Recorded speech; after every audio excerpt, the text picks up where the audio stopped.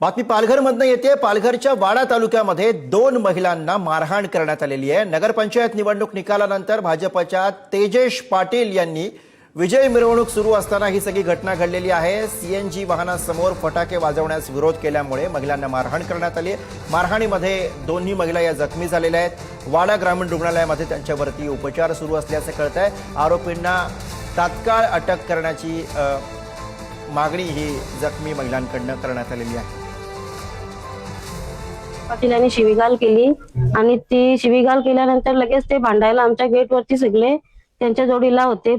नंदू पाटील, गुरुनाथ तरे आणि उमेश मोरे, संदीप पाटील आणि मंदार पाटील आमच्या गेटवरती आले आणि आम्हाला मारहाण करायला लागले। आता कुठपर्यंत मला मारहाण झाली? मला उमेश मोरे यांनी पोटात बुक्की मारली आणि नंदू यांनी माझे हात ओढून, मंदार पाटील यांनी ते संदीप पाटीलने माझी साडी ओढली आणि मला गेटवरती जोरात लोटून दिली।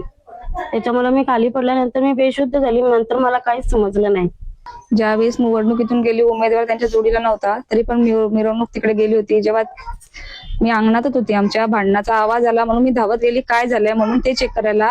मारहाण एवढी जोरात चालू होती की गेट वगैरे तोडून रॉडवेड काढले होते। तिथे सावरण्यासाठी आम्ही तिथे गेलो, पण ऍक्च्युली तिथे जी लोक होते ते माझे काका नंदकुमार पाटील यांनी डायरेक्टली माझ्या भावाच्या मानेत हात घातला आणि त्याला अशा बडगड्या पडला। ती मारहाण त्याला वाचवायला जाण्यासाठी आम्ही तिथे मध्ये गेलो, त्याच्यात त्यांनी मला पण मारहाण केली।